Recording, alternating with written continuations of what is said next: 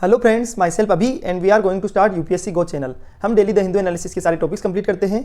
आज 30 नवंबर है, 29 नवंबर के सारे टॉपिक्स कंप्लीट करने जा रहे हैं। आज का लेक्चर आपको बहुत पसंद आने वाला है क्योंकि मेरे सारे नोट्स हैंड रिटन नोट्स है जो कि सिंपल इजी लैंग्वेज में है। आप सबको चैनल को शेयर एंड सब्सक्राइब करना है एंड कमेंट करना है। उसके कारण क्या होगा, मुझे मोटिवेशन मिलेगा और प्लीज़ चैनल को लाइक कीजिए। चलो हम टॉपिक को स्टार्ट करते हैं। आप सबका सपोर्ट बहुत ज़रूरी है और एक अच्छा मोटिवेशन, इसी के कारण क्या होता है कि हमें आगे प्रेरणा मिलती है कोई भी वर्किंग करने के लिए। चलो हम टॉपिक को फाइनली स्टार्ट करते हैं। सबसे पहले क्वेश्चन याद रखना, आनंद मठ की स्थापना किसने की, ये आपको बताना है। आंसर क्वेश्चन क्या है, आनंद मठ की स्थापना किसने की है, इसका आंसर आपको बताना है। चलो आज बहुत अच्छे अच्छे टॉपिक्स आए हैं। देखो, एक तो क्लीन एनर्जी का मतलब इलेक्ट्रिसिटी में कितना मिक्स है, उसके अलावा रेट होल माइनर्स जो अभी मैं उसको समझाऊंगा, अभी सारी चीज़ें समझाता जाऊँगा। एक सत्यजीत रॉय अवार्ड भी है। उसके अलावा NASA's Bill Nelson meets Jitendra Singh discusses mission to space station. Okay, चलो ये टॉपिक है बहुत सारे। चलो अभी स्टार्ट करते हैं। सबसे पहले New Zealand to scrap generational smoking ban. अब आप एक छोटी सी चीज़ को समझिए। अभी क्या हुआ था, न्यूजीलैंड के अंदर एक लॉ पास किया गया था पहले सिगरेट का और जो ये तंबाकू प्रोडक्ट्स होते हैं उनको बैन करने का। लेकिन न्यूजीलैंड में फिर से उसको वापस इसको जो वो लॉ पास किया था तंबाकू बैन को, उसको हटा दिया गया है और अभी वहाँ पर लीगली अलाउड है तंबाकू। तो बहुत सारी कंट्रीज़ तो बोल रही है कि हम दूर कर रहे हैं इन चीज़ों से, दूर होने सिगरेट तंबाकू प्रोडक्ट, ताकि हेल्थ पर एक्सपेंडिचर कम हो और उससे आदमी बीमार ना हो। लेकिन न्यूजीलैंड तो उसको एक तरह से प्रमोट कर रहा है। तो ये छोटी सी न्यूज़ आपको ध्यान में रखनी है। नेक्स्ट टॉपिक सुनो। अभी क्या हुआ है कि आपको पता होगा थोड़े दिन पहले उत्तराखंड के अंदर एक सुरंग गिर गई थी, उसके कारण बहुत सारे मजदूर उसके अंदर फंस चुके थे। तो वहाँ के जो सीएम है पुष्कर सिंह धामी, वो उनका पूरा सपोर्ट कर रहे थे और अभी उस टनल से जो भी आदमी थे उनको सबको बाहर निकाल दिया गया है और सारे ट्रैप्ड वर्कर जो भी थे उनको रेस्क्यू कर दिया गया है।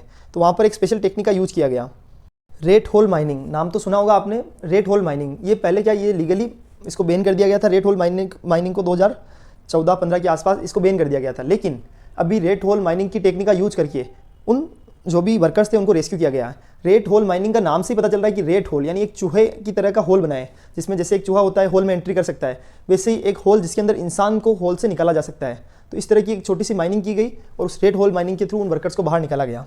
चलो अब आपको ये टॉपिक समझना है कि रेट होल माइनिंग होती क्या है। तो सबसे पहले हम टॉपिक को स्टार्ट करते हैं। रेट होल माइनिंग, इसके अंदर रेट होल माइनिंग को पढ़ लेते हैं एक बार। It is a method of extracting coal from narrow horizontal seams prevalent in Meghalaya. यानी मेघालय के अंदर क्या होता है कि जो हॉरिजेंटल और जो नेरो मतलब सीम्स होते हैं, वहाँ से कोयले को एक्सट्रैक्ट करने के लिए एक तरीके का यूज़ किया जाता है। उस तरीके का नाम है rat hole mining. The term rat hole refers to the narrow pits dug into the ground. यानी जो नेरो पिट्स यानी एक छोटा सा खड्डा खोद दिया जाता है किसके अंदर, ग्राउंड के अंदर, बिल्कुल गोलाकार खड्डा होता है। वंस द पिट्स आर डग, जब इस खड्डे को खोद दिया जाता है तो माइनर यूजिंग दिज मतलब इसके अंदर रस्सी का यूज करके या बम्बू का यूज करके कोल सीम्स तक यानी जो कोल की खदान तक पहुंचते हैं, इस छोटे से खड्डे के अंदर घुसकर या तो रस्सी का यूज करेंगे या किसका यूज करेंगे, बम्बू का यूज करके वो अंदर जाते हैं। Coal is then manually extracted, उस कोल को मैन्युअली एक्सट्रैक्ट किया जाता है using primitive tools such as क्या नाम है, पिक्साज, सोवल्स एंड बास्केट्स। इनका जैसे बास्केट में भर भर के, बाल्टियों में भर भर के उसको बाहर निकाला जाएगा, क्योंकि वहाँ एक्चुअली पॉसिबल नहीं होता है। रेट होल माइनिंग इसलिए करवाया जाता है क्योंकि बहुत सारी जगह ऐसा पॉसिबल नहीं होता है कि आप पूरी खदान को खोद दो, इसलिए वहाँ एक छोटा सा खड्डा किया जाता है, उसके थ्रू माइनर्स अंदर जाते हैं और वहाँ से माइनर्स उसको बास्केट में भर भर के बाहर निकालते हैं। टाइप्स क्या होते हैं, तो rat hole mining is broadly 2 types की होती है। एक तो होता है cutting procedure. In the side cutting procedure narrow tunnels are dug on the hill slopes. जो हिल स्लोप्स होते हैं वहाँ पर नेरो टनल्स को खोदा जाता है and workers go inside until they find the coal seams. जब तक कि उनको कोल के भंडार नहीं मिल जाते तब तक वो अंदर जाते रहते हैं। और other types of rate hole mining is called box cutting. और उसको बॉक्स कटिंग यानी बॉक्स की तरह काट दिया जाता है और एक बॉक्स बना दिया जाता है जिसके अंदर से कोयला निकाला जाता है। तो 2 चीज़ें याद रखना, एक तो बॉक्स कटिंग होता है, एक होता है साइड कटिंग प्रोसीजर। ठीक है, साइड कटिंग प्रोसीजर भी समझ लिया। अब क्या होता है, क्या रेट होल माइनिंग के लिए किस मशीन का यूज किया जाता है, तो उस मशीन का नाम सुनो। उस मशीन का नाम है हॉरिजेंटल ऑगर मशीन। क्या नाम है, हॉरिजेंटल ऑगर मशीन। इसको क्या बोला जाता है, हॉरिजेंटल बोरिंग मशीन भी बोला जाता है और डायरेक्शनल ड्रिल भी बोला जाता है। इसके अंदर क्या होता है, एक स्पेशलाइज्ड टूल होता है टू क्रिएट हॉरिजेंटल बोर्स और अंडरग्राउंड टनल। यानी जो अंडरग्राउंड टनल को खोदने के लिए उसके अंदर स्पेसिफिक टूल होता है विदाउट डिस्टर्बिंग द सरफेस। यानी जो आसपास की सरफेस को डिस्टर्ब किए बिना, आसपास की सरफेस को तो डिस्टर्ब नहीं किया जाएगा, लेकिन हॉरिजेंटल बोर्स और जो अंडरग्राउंड टनल्स होती है उनको क्रिएट किया जा सकता है। It typically consist of A rotating. इसके अंदर क्या होता है कि इसके अंदर typically consist of A rotating helical screw blade called ogre. इसके अंदर ओगर होता है। मैं आपको एक छोटा सा समझाता हूँ आपको कैसे, कि जैसे आपने अगर अभी मिशन रानीगंज मूवी देखी हो तो उसके अंदर उस टूल का यूज किया जाता है। अगर आपको टाइम मिले तो वो मूवी देख लेना, उसके अंदर भी इस मशीन का, ओगर मशीन का यूज किया जाता है। अटैच टू, और उसके अंदर भी एक होल खोदा जाता है नीचे तक जमीन के अंदर एक शाफ्ट की तरह। तो उस होल को जो रेट होल माइनिंग उस मशीन के थ्रू की जाती है। तो एक छोटे से एक मशीन आती है, उसके आगे लोहे के 3 तरीके से, लोहे के अपन क्या बोलते हैं कि तीखे 3 साँचे होते हैं। उस जब वो मशीन घूमती है एक ही जगह पे तो वहाँ पर होल हो जाता है। तो इस मशीनरी में क्या किया जाता है कि उस छोटी सी शाफ्ट का यूज़ करके, जैसे आप मिशन रानीगंज को देखोगे तो वहाँ पर एक होल कर दिया जाता है और उसको रोटेट किया जाता है। वो मशीन के अंदर का जो आगे का जो लोहे का हिस्सा होता है वो बार बार रोटेट होता जाता है और होल करता जाता है। चलो, these machines are commonly employed in construction, इनका कंस्ट्रक्शन में यूज़ किया जाता है, यूटिलिटी इंस्टॉलेशन के अंदर यूज़ किया जाता है, और जैसे कि इंफ्रास्ट्रक्चर प्रोजेक्ट होते हैं वहाँ सभी जगह इसका यूज़ किया जाता है। It is position at the starting point of the bore, यानी ये बोर की जो स्टार्टिंग पॉइंट होता है वहाँ पर इसको पोजिशन किया जाता है, usually on the surface. Usually कहाँ होती है, जो सरफेस होता है ना उसके अंदर इसको यूज किया जाता है, और जो बोर का जो स्टार्टिंग पॉइंट होता है वहाँ पर इसको पोजीशन किया जाता है लोहे की शाफ्ट को। It consist of A drill head, इसके अंदर एक ड्रिल हेड होता है विद एन ऑगर और a drill string attach to it, और इसके अंदर या ड्रिल मतलब वही मैं आपको लोहे की पत्ती बोलते हैं उसको, वो उसके अटैच्ड होता है। हाइड्रोलिक और mechanical systems power this rotation, यानी इसको रोटेशन होता है, जब वो इतनी तेज़ी से रोटेट होता है तभी ज़मीन के अंदर एक होल बनता है। तो जो हाइड्रोलिक और मैकेनिकल सिस्टम होता है वो इस रोटेशन को पावर देने का काम करता है। इज द ओगर एडवांसेज, जैसे जैसे ओगर एडवांस यानी आगे बढ़ता जाता है, it remove the material from the tunnel, ये क्या करता है, टनल से मटेरियल को भी रिमूव करता जाता है। It is usually flushed out by a drilling fluid और a mud pumped through the drill string. अब इस चीज़ को समझ लो मेरी बात कि कैसे क्या होता है कि जैसे जैसे मशीन अंदर जाती जाएगी वैसे वैसे उसका मलबा तो ढीला होता जाएगा, तो साथ में एक छोटी सी मशीन और होती है उसके साथ में, उसको वो क्या उस कचरे को बाहर फेंकती जाती है, उस रेत को, वैसा। उसके बाद ये तो समझ में आ गया होगा आपको। तो ओगर मशीन का यूज़ करके रेट होल माइनिंग की जाती है। अगर आपको थोड़ा सा टाइम हो तो मिशन रानीगंज मूवी देखना, बहुत अच्छी मूवी है, यूपीएससी एस्पिरेंट भी देख सकते हैं उससे, अच्छी नाइस मूवी है। उसके अंदर क्या होता है कि मैं आपको छोटी सी उसकी स्टोरी, सिर्फ एक मुझे 30 सेकंड्स लगेंगे, मैं आपको समझा देता हूँ कि उसके अंदर क्या होता है कि कुछ लोग रेस्क्यू मतलब जैसे कोल माइनर्स होते हैं, वो कोल माइन में फंस जाते हैं, तो वहाँ पर एक व्यक्ति होता है जो कि कोल इंडिया कंपनी का ही ऑफिसर होता है, वो एक होल, वो भी ऐसे रेट होल माइनिंग का यूज करके ही, इसी टेक्निक का यूज करके क्या करता है, उन वर्कर्स को बाहर निकालने का काम करता है। और वहाँ एक वो बक्सा बनाते हैं और उस बक्से के थ्रू उनको एक एक करके एक इंसान को बाहर निकाला जाता है। तो इस तरह ये मूवी अच्छी है, अगर आपको थोड़ा बहुत समय मिले अगर आपकी पढ़ाई से तो आप देख सकते हो ऐसा। चलो नेक्स्ट टॉपिक स्टार्ट करते हैं।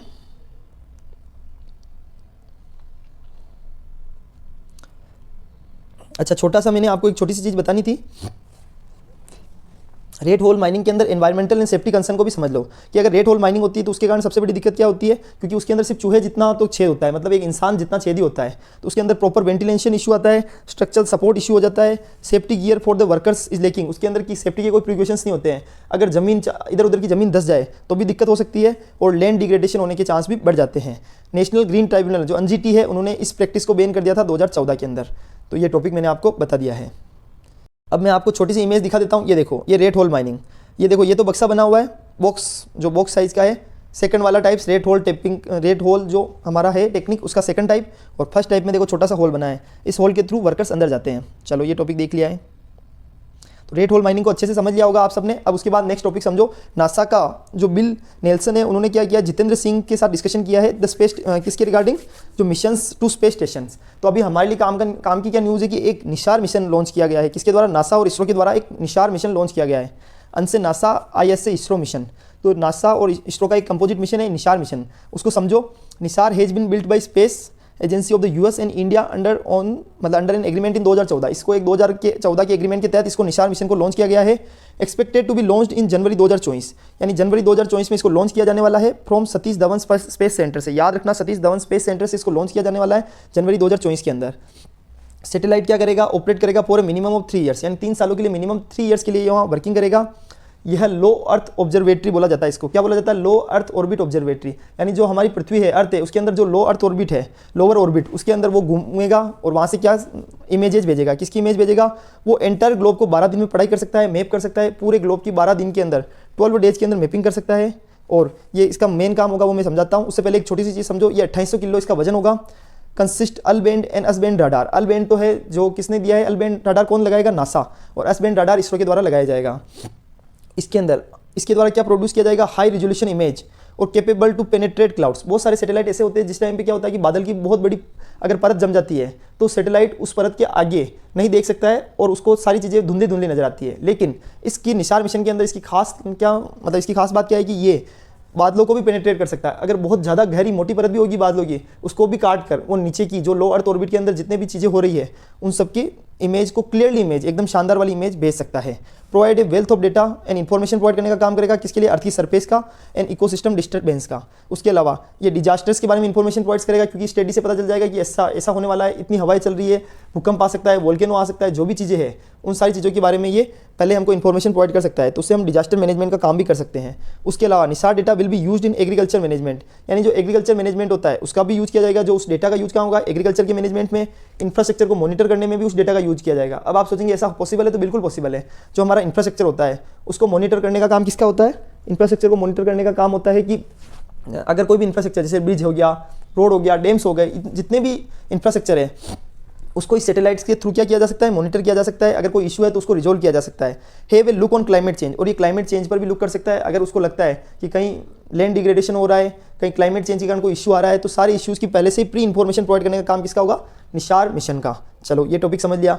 अब एक बहुत अच्छा टॉपिक आया है, Satyajit Ray award goes to Michelle Douglas.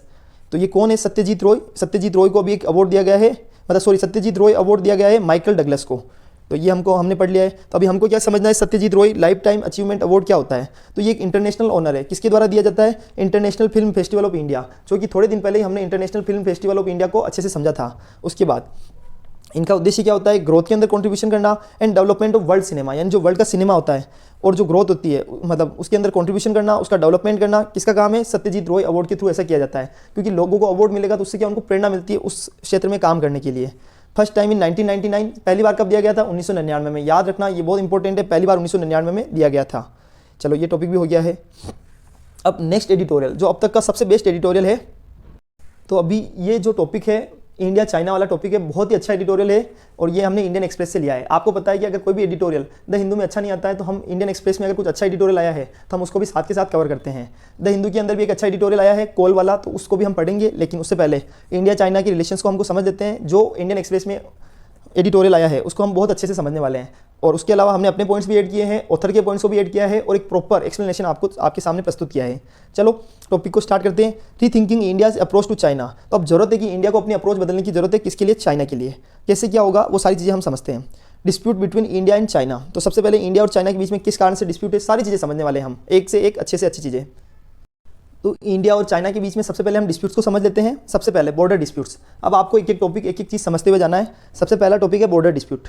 तो वेस्टर्न सेक्टर्स के अंदर, लद्दाख के अंदर क्या डिस्प्यूट है, देखो हमारे इंडिया और चाइना के साथ में 3 टाइप से हमारा बॉर्डर टच करता है।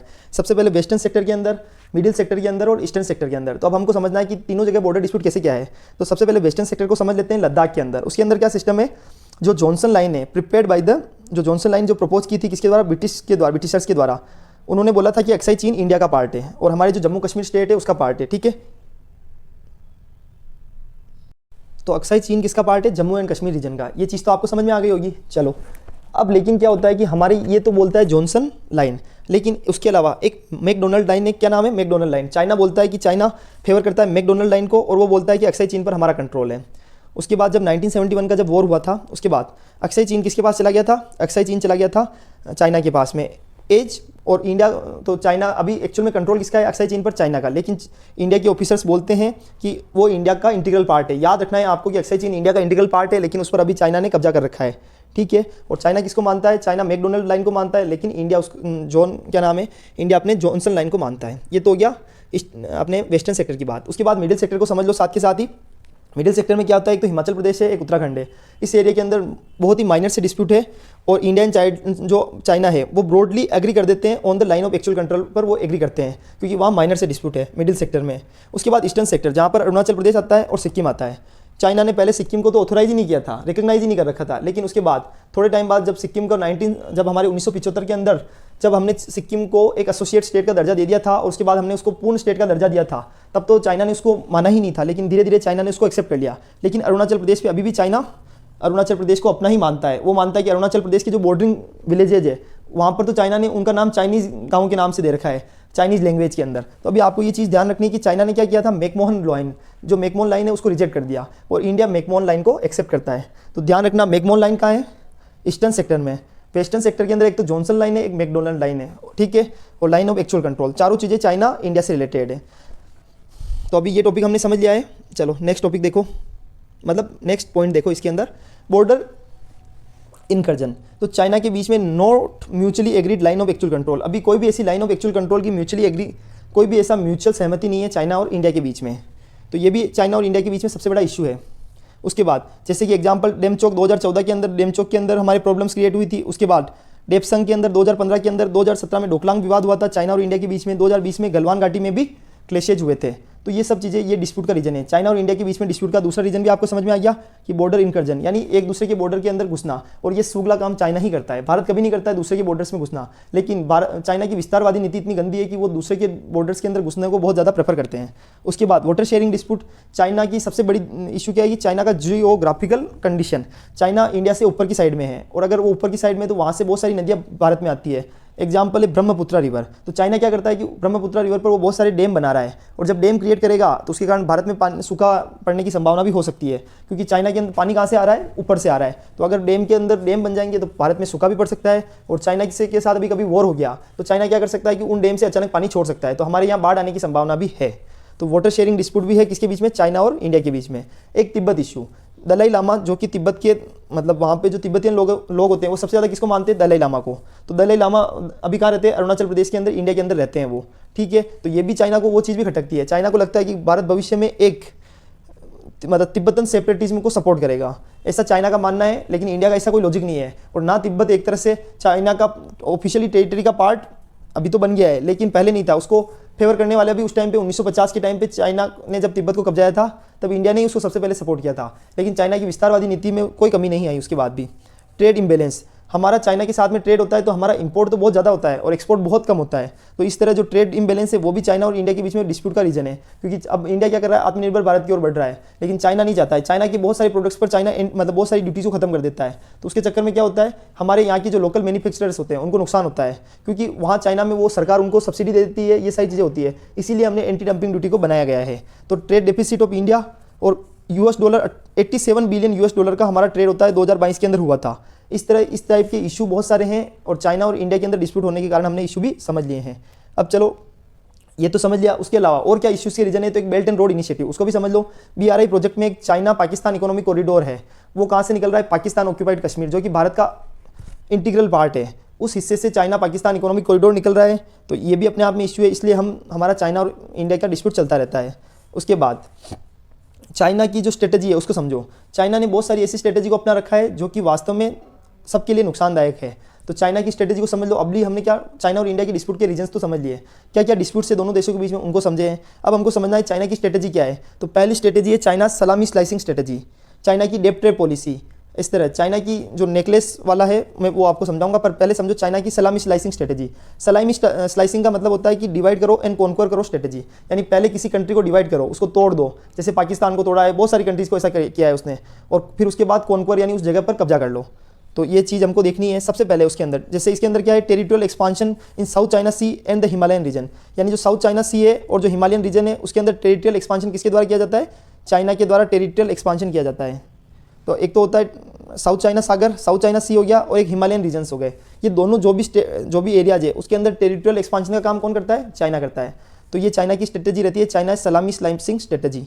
उसके बाद एक चाइना की डेप्ट ट्रेड पॉलिसी, उससे तो सभी जने अवगत होंगे कि चाइना भर के पहले तो लोन देता है, उसके बाद सामने वाली कंट्री जब उसको लोन नहीं चुका पाती है तो चाइना उनकी जगह को लीज पर ले लेता है। जैसे श्रीलंका में हम्बनटोटा, जो हम्बनटोटा बंदरगाह था उसको चाइना ने लीज पर ले लिया है। पाकिस्तान की बहुत अभी चाइना पाकिस्तान इकोनॉमिक कॉरिडोर बन रहा है, तो वहाँ पर भी चाइना ने पाकिस्तान को इतना लोन दे रखा है कि पाकिस्तान उनके सामने बोल नहीं सकता है। इस तरह चाइना की डेप्ट ट्रेड पॉलिसी भी एक बहुत बड़ा इशू है।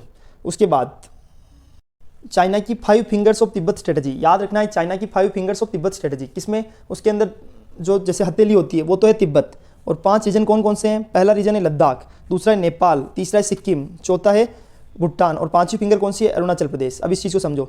चाइना क्या करता है, मतलब ये जो 5 फिंगर्स है वो चाइना की टेरिटोरियल क्लेम को डिस्क्राइब करता है and strategic approach in relation to Tibet.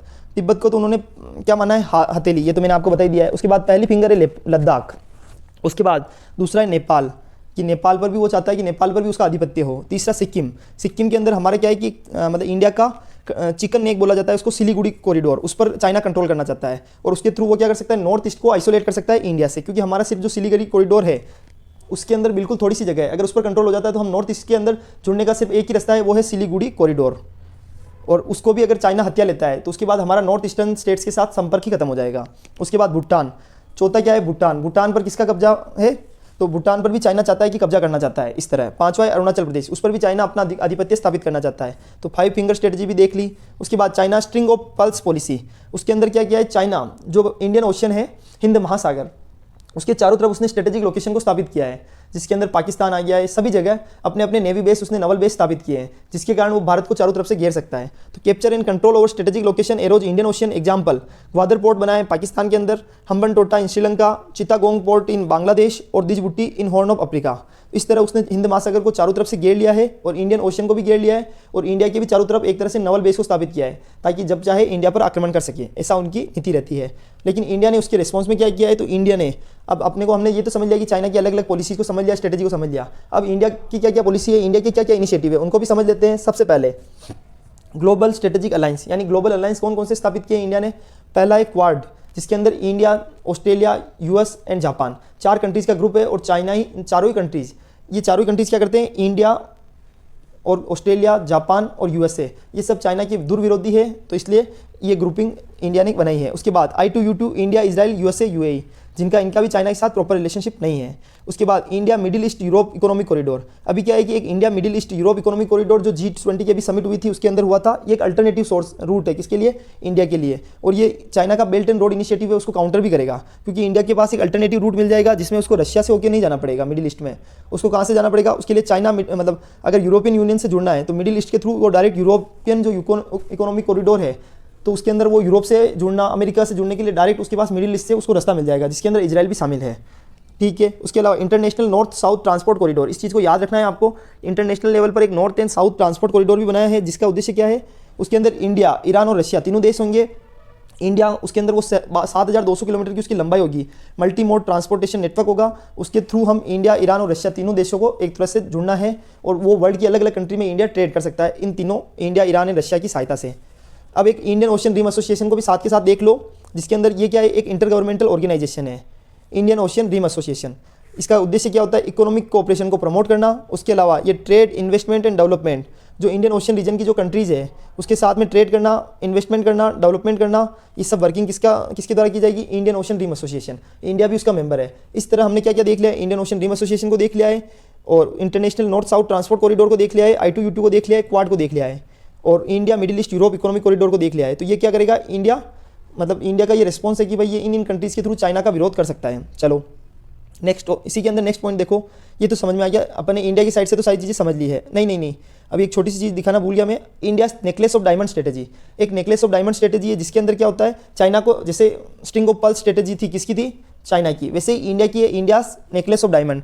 वो क्या करेगा, चाइना को उसने एनसर्कल किया है, जिससे ऊपर क्या नाम है, मंगोलिया हो गया, नीचे उसके बाद रशिया हो गया, उसके बाद ईरान हो गया और म्यांमार हो गया। इस तरह चाइना को चारों तरफ से घेर लिया गया है। तो encirclement of China, counter China string of pulse strategy, ये समझ लिया है। अब वे फॉरवर्ड देखो कि क्या अपने पास अल्टरनेट ऑप्शन है या क्या वे अहीड, हमें क्या सॉल्यूशन निकालने चाहिए। इंडिया और चाइना का जो रिलेशनशिप है, जो डिस्प्यूट हुए हैं, उसके केस में क्या अच्छे अच्छे सॉल्यूशन है। तो पहला, मेंटेन करो पीस विद वॉर स्ट्रेटेजी। हमको पहले प्रयास तो हमको यही करना है, पीस को मेंटेन करना है, लेकिन हमें हमारी वॉर स्ट्रेटेजी को नहीं भूलना है, क्योंकि चाइना का कोई भरोसा नहीं है, वो हमेशा विस्तारवादी नीति से चलता है, तो वो कभी भी वॉर कर सकता है। तो हमारे पास इतने मतलब स्टॉक होना चाहिए, किसका, आर्टिलरी का, सारी चीज़ों का, डिफेंस सिस्टम हमारा इतना स्ट्रॉन्ग होना चाहिए कि कभी भी हमारे ऊपर वॉर हो जाए, तो जैसे अभी इजराइल पर अचानक वॉर हुआ तो इजराइल ने गाजा पट्टी को ही फिनिश कर दिया, तो इस तरह हमारे पास भी पूरा ऑप्शन अवेलेबल होना चाहिए। As per parliamentary standing committee के अंदर allocations for defence should be 3% of GDP। याद रखना है आपको कि जो डिफेंस का अलोकेशन कितना है, as per parliamentary standing committee ने ओपिनियन दी है कि जो डिफेंस है उसको कम से कम GDP का 3% बजट अलोकेट होना चाहिए, तभी जाके हमारा डिफेंस सेक्टर स्ट्रॉन्ग होगा। उसके बाद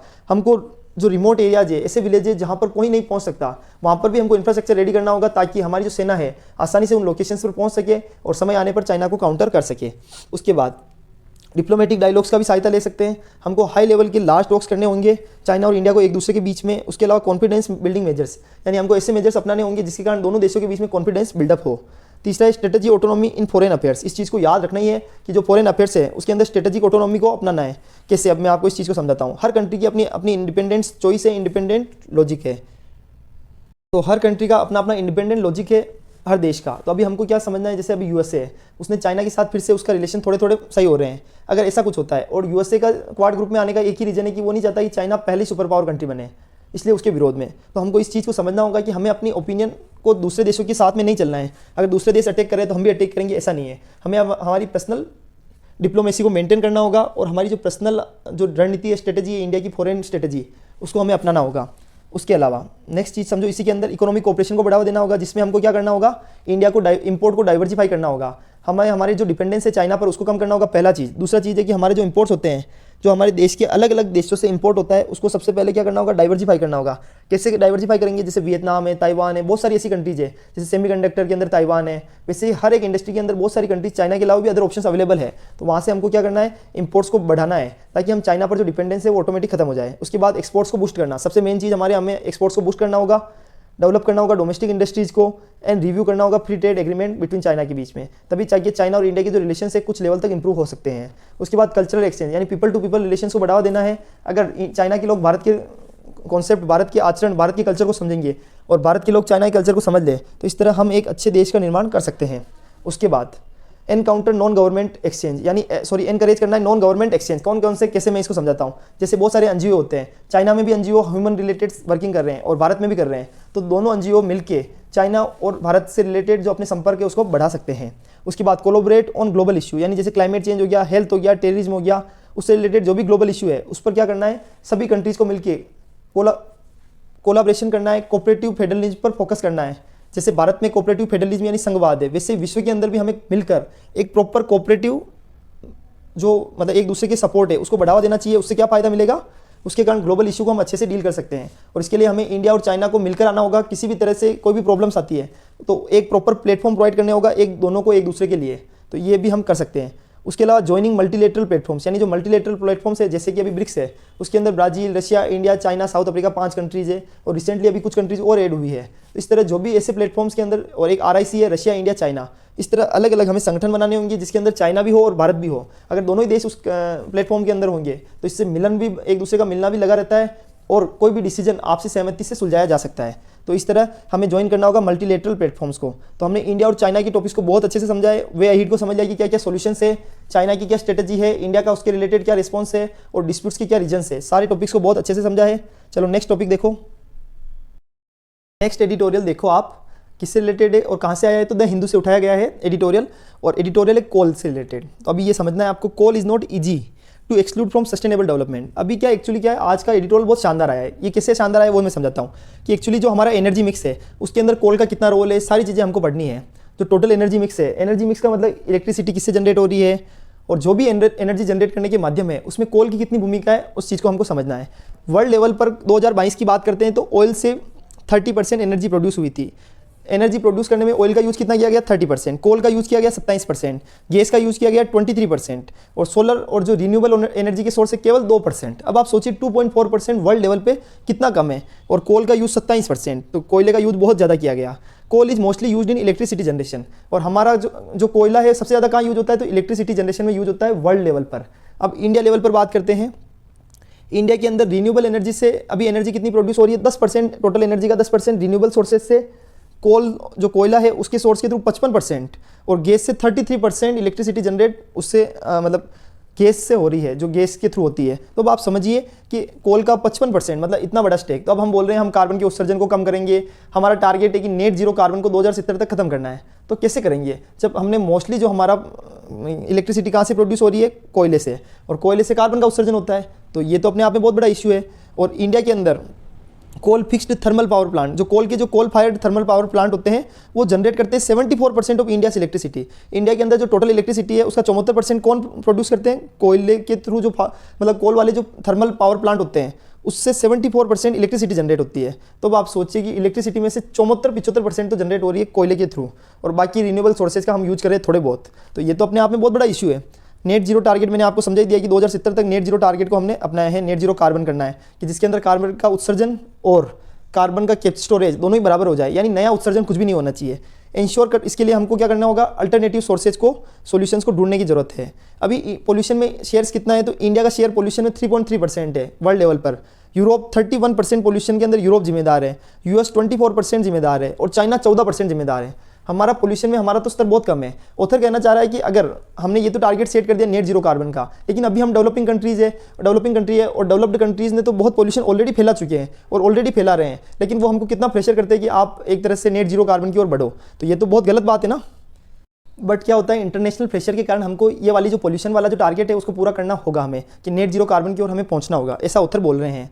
अब हमको ये समझना होगा कि इसके कोल जो माइनिंग इंडस्ट्रीज है या कोल के कारण जो जनरेशन हो रहा है इलेक्ट्रिसिटी का, इस तरह अल्टीमेटली हम कोल का यूज़ कर रहे हैं, तो कोल की सोशल इंपैक्ट क्या है, एनवायरमेंटल इंपैक्ट क्या है। तो सबसे पहले हमारे यहाँ कोल की क्वालिटी और जो ट्रांसपोर्टेशन है उसके कारण उसमें क्या लो क्वालिटी है, और उसके कारण बहुत ज़्यादा एस्ट उड़ती है, और जितनी ज़्यादा एस्ट उड़ती है उतना ही ज़्यादा CO2 का इमिशन होता है और पोल्यूशन फैलता है, क्योंकि हमारे यहाँ क्वालिटी बहुत ज़्यादा कम है और उसमें एस्ट की मात्रा, राख की मात्रा बहुत ज़्यादा है। दूसरा, सल्फर डाइऑक्साइड एमिशन। हमारे यहाँ पे सबसे बड़ा इशू क्या है कि सल्फर डाइऑक्साइड का एमिशन बहुत ज़्यादा, मतलब बहुत कम होता है लोअर लेवल पर, और ऑथर कहता है कि अगर सल्फर डाइऑक्साइड का एमिशन ज़्यादा होता है तो उसके कारण पोल्यूशन थोड़ा कम होता है। तो ये भी अपने आप में इशू है कि हमारे यहाँ सल्फर डाइऑक्साइड का एमिशन थोड़ा कम होता है। कोयले के अंदर सल्फर की मात्रा बहुत कम है, जबकि कार्बन की मात्रा बहुत ज़्यादा है, CO2 की, एश की मात्रा बहुत ज़्यादा है। तो ये बहुत बड़ा इशू है। अगर सल्फर की मात्रा थोड़ी सी ज़्यादा होती तो शायद उसके कारण पोल्यूशन कम होता, लेकिन ऐसा नहीं है। और फ्लू गैस डीसल्फराइजेशन, एक टेक्नोलॉजी है फ्लू गैस डीसल्फराइजेशन। इसके अंदर अब GD क्या करता है, स्पेसिफिक कोल कंजम्पशन को इंक्रीज करता है और लोअर एनर्जी एफिशिएंसी। और उसके अंदर क्या होता है, जो फ्लू गैस डीसल्फराइजेशन एक टेक्निक है, उसका यूज करके एनर्जी एफिशिएंसी को बढ़ाया दिया जाता है, और मतलब लोअर कंजम्पशन से ज़्यादा एनर्जी को प्रोड्यूस किया जाता है। तो इस तरह कार्बन उत्सर्जन में कमी की जाती है। लेकिन हमारे यहाँ टेक्निक्स की भी, नई टेक्निक्स की भी बहुत बड़ी कमी है। तो ये भी अपने आप में इशू है। तो हमें क्या ज़रूरत है कि अब हम फ्लू गैस डीसल्फराइजेशन इसको बढ़ावा देवें, लेकिन इसकी कमी होने के कारण भी एक तरह से कार्बन का उत्सर्जन बढ़ता है। ठीक है। Employment in industry. अब आप सोचिए कि कोल के इम्पैक्ट क्या है, कि अगर कोल इंडस्ट्री को हम आज के टाइम पर बंद कर देते हैं तो उसके कारण सबसे बड़ा इशू क्या आएगा, कि सबसे ज़्यादा कोल माइनिंग इंडस्ट्री, यानी जो हमारी कोल इंडस्ट्री है, जो कोल इंडिया लिमिटेड है, और इस तरह जो भी हमारी कोयले वाली कंपनीज है, उसमें लाखों लोग काम करते हैं, उनको बहुत बड़ा रोजगार मिला हुआ है। अगर आज ये कंपनीज बंद हो जाती है तो उससे सबसे बड़ा नुकसान क्या होगा, एम्प्लॉयमेंट खत्म हो जाएगी, देश की GDP को नुकसान होगा और लोग एक तरह सड़कों पर आ जाएंगे। तो ये सबसे बड़ा इशू है। तो आज की डेट पर हमें उसके अल्टरनेटिव सोल्यूशंस का यूज़ करके, जैसे कि अल्टरनेटिव सोर्सेज क्या हो सकते हैं, रिन्यूएबल एनर्जी, उसका यूज़ तो करना है, लेकिन साथ के साथ एम्प्लॉयमेंट को भी धीरे धीरे उधर हमको शिफ्ट करना होगा, तभी जाके एम्प्लॉयमेंट भी बढ़ेगी। और जो कोल के भरोसे पब्लिक बैठी है, जो उन्हीं के भरोसे है केवल, उनको धीरे धीरे हमें शिफ्ट करने की जरूरत है। एनर्जी एक्सेस एंड अफोर्डेबिलिटी, एक तरह से कोल का दूसरा इंपैक्ट क्या है, जो हमारा कोल है उसका एनवायरनमेंट और जो सोशल इंपैक्ट पड़ता है, उसके अंदर एक और है एनर्जी एक्सेस, कि कोल के कारण हमारे यहाँ सबसे बड़ा इंडिया के अंदर फायदा है कि कोल का रॉ मटेरियल, कोल के भंडार इंडिया में, स्पेसिफिकली इंडिया के अंदर ही है। तो उसके कारण क्या होता है, हमको जल्दी से जल्दी एनर्जी एक्सेस मिल जाती है, और कोल के कारण जो इलेक्ट्रिसिटी हम प्रोड्यूस करते हैं वो बहुत सस्ती होती है। तो भारत में इसी कारण इलेक्ट्रिसिटी बहुत सस्ती है, जबकि बहुत सारे देशों में ऐसा भी है कि वहाँ इलेक्ट्रिक बिल भी बहुत ज़्यादा आते हैं, लेकिन भारत में ऐसा नहीं है, क्योंकि भारत के अंदर खुद के कोयले के भंडार है और यही प्रोडक्शन है, यही रॉ मटेरियल है। तो इसके कारण हमारे कॉस्टिंग थोड़ी सस्ती पड़ती है। इसलिए इसका सोशल इंपैक्ट ये पड़ता है कि समाज के ऊपर इतना बड़ा बोझ नहीं पड़ता है कोयले के कारण। तो ये भी एक तरह से उसका इंपैक्ट हो गया, कोयले का इंपैक्ट आपको मैंने समझा दिया। अब स्ट्रेटजी क्या अपनाने की जरूरत है। ऐसा ऑथर बोलता है कि अगर कोल को, अगर आप इंडस्ट्री को बंद कर देते हैं तो उस केस में क्या होगा, कोल इंडस्ट्री की जगह हम पूरा फोकस जैसे रिन्यूएबल एनर्जी पर है, लेकिन आज की डेट पे एकदम से अगर कोल इंडस्ट्री को, कोल कंपनीज को बंद कर दे तो आपको इलेक्ट्रिसिटी में दिक्कत आ जाएगी, अफोर्डेबल इलेक्ट्रिसिटी आपको नहीं मिलेगी। तो उसका ये इंपैक्ट भी आ सकता है। ऑथर पॉजिटिव नेगेटिव इंपैक्ट दोनों ही बता रहे हैं। ठीक है, चलो उसके बाद स्ट्रेटजी को समझ लो साथ के साथ ही। अब हमें क्या स्ट्रेटजी को अपनाने की जरूरत है, जिसके कारण हम हमारे देश के अंदर जो कोयले की भूमिका है उसको और बढ़ा सकते हैं, और उससे कार्बन उत्सर्जन को कम कर सकते हैं। CO2 में तो एमिशन हो जाए, और कोयले का हम प्रॉपर यूटिलाइजेशन करके इलेक्ट्रिसिटी को प्रॉपर्ली जनरेट कर सकते हैं, और वो भी नेट जीरो कार्बन की ओर, टारगेट की ओर पहुंच सकते हैं। तो कैसे पॉसिबल है, सबसे पहले हमें एफिशिएंसी एनहांसमेंट करना पड़ेगा थर्मल पावर प्लांट में। अभी अगर हम क्या करते हैं, थर्मल पावर प्लांट में हमारे को अगर एनर्जी प्रोड्यूस करनी है तो हमारी टेक्नोलॉजी पुरानी है। अगर न्यू टेक्नोलॉजी, एडवांस टेक्नोलॉजी का यूज करें तो हम कम CO2 उत्सर्जन के अंदर ज़्यादा से ज़्यादा एनर्जी जनरेट कर सकते हैं। उसके अलावा क्लीन कोल टेक्नोलॉजी का यूज करना होगा हमें, कि उसके अंदर क्लीन कोल टेक्नोलॉजी, उसके कारण फ्लाई ऐश कम से कम निकले और कार्बन का उत्सर्जन कम से कम हो। उसके अलावा एनर्जी सोर्स का डाइवर्सिफिकेशन, ये तो हमको भी पता है कि भाई रिन्यूएबल सोर्सेज पे हमारा फोकस ज़्यादा होना चाहिए, और धीरे धीरे एम्प्लॉयमेंट को भी उसके अंदर शिफ्ट करनी चाहिए। Global cooperation for critical minerals, यानी हमें ग्लोबल लेवल पर बहुत सारे ऐसी कंट्रीज है जो कि कोयले से बहुत क्लीन एनर्जी को प्रोड्यूस करते हैं और कार्बन का उत्सर्जन भी बहुत कम होता है। तो हमें ग्लोबल कंट्रीज़ की सहायता लेनी चाहिए इन क्रिटिकल मिनरल्स को यूज करने के लिए। जैसे बैटरी के लिए क्या होता है, लिथियम की जरूरत होती है, तो हमें चाइना के अलावा दूसरी कंट्रीज पर भी ध्यान देना चाहिए, जिससे हमारा क्या होगा, हमें रॉ मटेरियल मिल जाएगा। और अगर बैटरियाँ ज़्यादा होगी, जैसे इलेक्ट्रिक स्कूटर है, इलेक्ट्रिक व्हीकल्स है, तो वहाँ बैटरी का यूज़ किया जाता है। तो हमारा फोकस बैटरी इंडस्ट्रीज पर भी होना चाहिए। साथ के साथ ही जो चीज़ें इलेक्ट्रिसिटी रिन्यूएबल सोर्सेज के लिए, जैसे बैटरी की जरूरत है, सोलर जो प्लेट्स होती है उसके लिए भी हमें मिनरल्स, यानी क्रिटिकल जो मिनरल्स होते हैं, या उसके लिए जो सोलर प्लेट्स के लिए जो स्पेसिफिकली यूज आते हैं मटेरियल, उसके लिए भी हमें भारत के अंदर इंफ्रास्ट्रक्चर को रेडी करना चाहिए। उससे क्या फ़ायदा मिलेगा, हमें कम चार्ज के अंदर अफोर्डेबल एनर्जी मिलेगी, और कोयले पर जो डिपेंडेंस है वो भी खत्म होगी। एक हमें न्यूक्लियर एनर्जी को एक्सपांड करने की जरूरत है। ये सबसे ज़्यादा हमें जरूरत है, क्योंकि न्यूक्लियर एनर्जी के थ्रू हम क्या कर सकते हैं, इलेक्ट्रिसिटी को जनरेट कर सकते हैं, एनर्जी को जनरेट कर सकते हैं, वो भी बहुत कम कॉस्ट पर। उसके अलावा साथ के साथ ही उससे इतना कार्बन भी उत्सर्जन नहीं होता है। तो ये लो कार्बन अल्टरनेटिव है, कोयले के अलावा मतलब अल्टरनेटिव सोल्यूशन है जो कि कम से कम कार्बन का उत्सर्जन करता है। एक वोस्ड कोल मैंडेट, अभी क्या होता है कि हमारा जो कोल इंडस्ट्री है जहाँ से हम कोयले को निकालते हैं, कोयले की माइंस अलग है और कोयला जहाँ पे एनर्जी प्रोड्यूस होती है वो बहुत 500 किलोमीटर 600 किलोमीटर दूर वो कारखाने बने हुए हैं। तो अगर हमको करना है कि हमें CO2 को कम से कम उत्सर्जन करना है, फ्लाई ऐश का कम से कम उत्सर्जन करना है, तो उस केस में हमें क्या करना होगा, कोल को वहीं पर वॉश करना होगा। पहले जो कोयला निकाला है उसको पहले कोल वॉश टेक्नोलॉजी का यूज करके उस कोयले को वहीं वॉशिंग की जाए और उसके बाद उसे भेजना चाहिए कहाँ पर, कारखाने में 500 किलोमीटर दूर। तो उससे क्या बेनिफिट होगा, CO2 का कम से कम उत्सर्जन होगा। इंसेंटिवाइज करना है लो कार्बन टेक्नोलॉजी, यानी जो भी लो कार्बन टेक्नोलॉजी होती है उसके अंदर एक advanced ultra super critical technology होती है, उसका यूज करना है किसके लिए, लो कार्बन टेक्नोलॉजी को इंसेंटिवाइज करने के लिए। और अगर ऐसी टेक्नोलॉजी का हम यूज करते हैं तो उसका बेनिफिट हमें क्या मिलेगा कि लो कार्बन टेक्नोलॉजी के जो भी इंफ्रास्ट्रक्चर है अगर हम उनको इंसेंटिवाइज करते हैं तो धीरे धीरे वहाँ पर बहुत सारी कंपनीज आएगी, वहाँ हमें टैक्स बेनिफिट्स देने चाहिए ताकि नई नई टेक्नोलॉजी का यूज होगा और हम कार्बन उत्सर्जन से थोड़ा सा दूर जाएंगे और CO2 का कम एमिशन होगा। तो एक तरह से हम एनवायरमेंट फ्रेंडली एनवायरमेंट में रहेंगे जिससे हमारे समाज को ही प्रोत्साहन मिलेगा। उसके अलावा पार्टिकुलेट एमिशन रिडक्शन, जो कि कॉस्ट इफेक्टिव इलेक्ट्रोस्टैटिक पार्टिसिपेटर्स होते हैं, याद रखना, एक तो कॉस्ट इफेक्टिव इलेक्ट्रोस्टैटिक पार्टिसिपेटर्स होते हैं, उनका यूज करके हम 99.97% रिडक्शन कर सकते हैं इन पर्टिकुलेट मैटर में। उसका फायदा क्या मिलेगा, जो पर्टिकुलेट एमिशन रिडक्शन होता है वो बहुत ज़्यादा कम हो जाएगा और उससे क्या होगा, अगर पर्टिकुलेट मैटर में रिडक्शन हो जाएगी तो उसका फायदा क्या मिलेगा, कार्बन का उत्सर्जन कम होगा। इस तरह हम अल्टरनेटिव सोर्सेज का यूज करके क्या कर सकते हैं, अल्टरनेटिव सॉल्यूशंस को अपना के हम कोयले के अंदर जो CO2 का उत्सर्जन होता है उसको कम से कम कर सकते हैं और ये सारी स्ट्रेटेजी को हमको यूज करना है। तो हमने आज क्या क्या पढ़ा है, एनर्जी मिक्स को पढ़ा है, कोयले के अंदर एनर्जी मिक्स में कोयले का कितना बड़ा रोल है, उसके अलावा और क्या पढ़ा है टॉपिक्स, चाइना और जो इंडिया चाइना है उसके डिस्प्यूट्स को समझा है, चाइना का क्या रिस्पॉन्स है, चाइना की स्ट्रेटेजी को देखा है, इंडिया की रिस्पॉन्स को देखा है और वे हीट को भी हमने समझा है कि अब हमें चाइना के साथ भी व्यवस्थित रहना है ताकि हम वॉर ही सॉल्यूशन नहीं है, हम 2 स्टेट सॉल्यूशन बेस्ड थ्योरी का यूज करके अपने आप को प्रोग्रेस के स्तर पर बढ़ा सकते हैं ऐसा।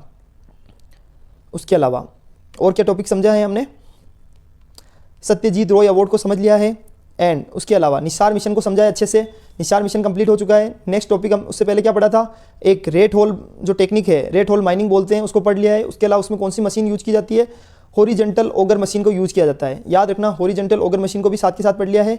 इस तरह हमने सारे टॉपिक्स को बहुत अच्छे से समझा है। Thank you so much. मैं टेलीग्राम का लिंक दूंगा, आप उसे ज्वाइन कर लीजिए, वहाँ आपको PDF मिल जाएगी। एक आनंद मठ की स्थापना किसने की वो आपको बताना है। Thank you so much. जय हिंद, जय भारत, भारत माता की जय।